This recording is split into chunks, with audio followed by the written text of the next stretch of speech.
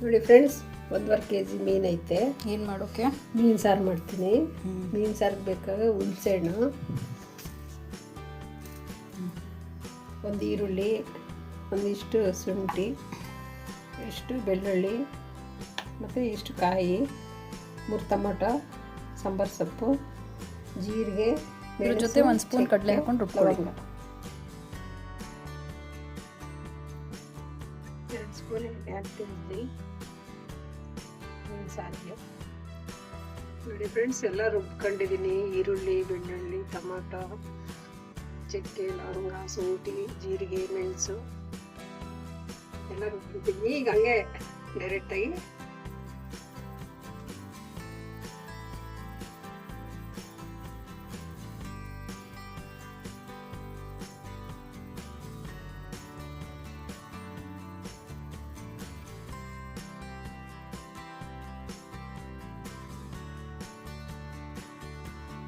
ಒಂದು ಸ್ಪೂನ್ ಅಷ್ಟು ಧನಿಯಾ ಪೌಡರ್ ಹಾಕ್ತೀನಿ.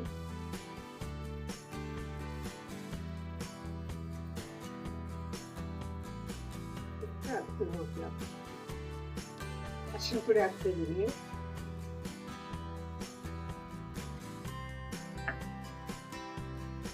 ಎರಡು ಸ್ಪೂನು ಅಚ್ಚಕಾರ ಪುಡಿ ಹಾಕ್ತಿದ್ದೀನಿ.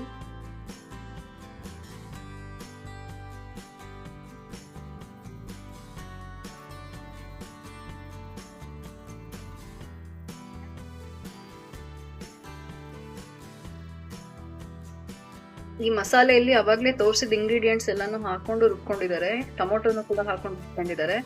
ಆಮೇಲೆ ಕಡಲೆ ಕೂಡ ಹಾಕೊಂಡು ರುಬ್ಬಿರೋದು, ಎಲ್ಲಾ ಮಸಾಲೆನೂ ಹಾಕಿ ರುಬ್ಬಿರೋದು.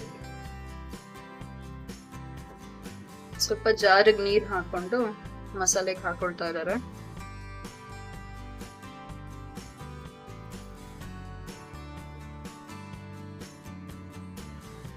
ಫ್ರೆಂಡ್ಸ್, ನಮ್ಗೆ ನೀರು ಎಷ್ಟು ಬೇಕಲ್ಲ, ತುಂಬಾ ನೀರು ಹಾಕ್ಬಾರ್ದು. ಮೀನು ಸಾರು ಮೀಡಿಯಮ್ ಆಗಿರ್ಬೇಕು.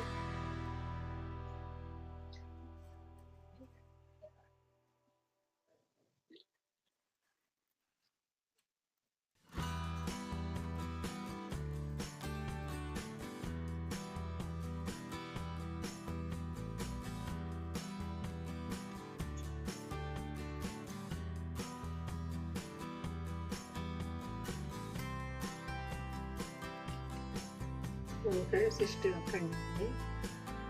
ಇಷ್ಟಿದ್ರೆ ಸಾಕು.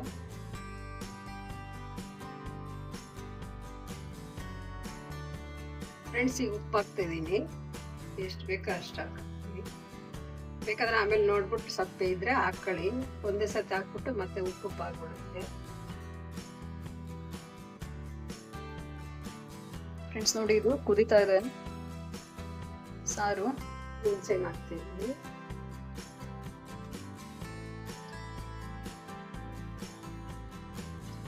ಈ ಮೀನ್ ಸಾರ್ಗೆ ಈ ಹುಣಸೆ ಹುಳಿನೇ ಹೈಲೈಟ್.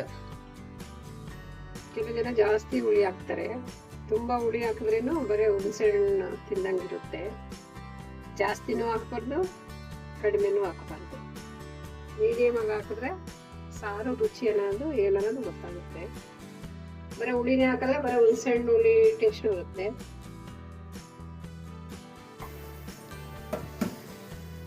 ನೋಡಿ ಫ್ರೆಂಡ್ಸ್, ಈಗ ಮೀನು ಹಾಕ್ತಾ ಇದ್ದೀನಿ. ಸಾರು ಕುದಿತೈತೆ. ಉರಿ ಕಡಿಮೆ ಮಾಡ್ತೀನಿ.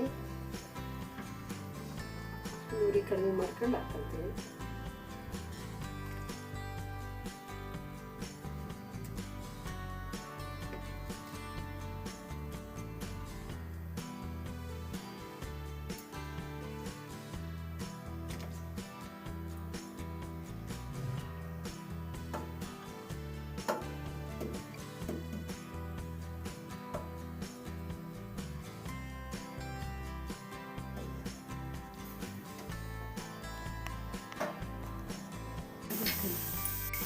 ನೋಡಿ ಫ್ರೆಂಡ್ಸ್, ಮೀನು ಸಾರು ರೆಡಿ ಆಗಿದೆ.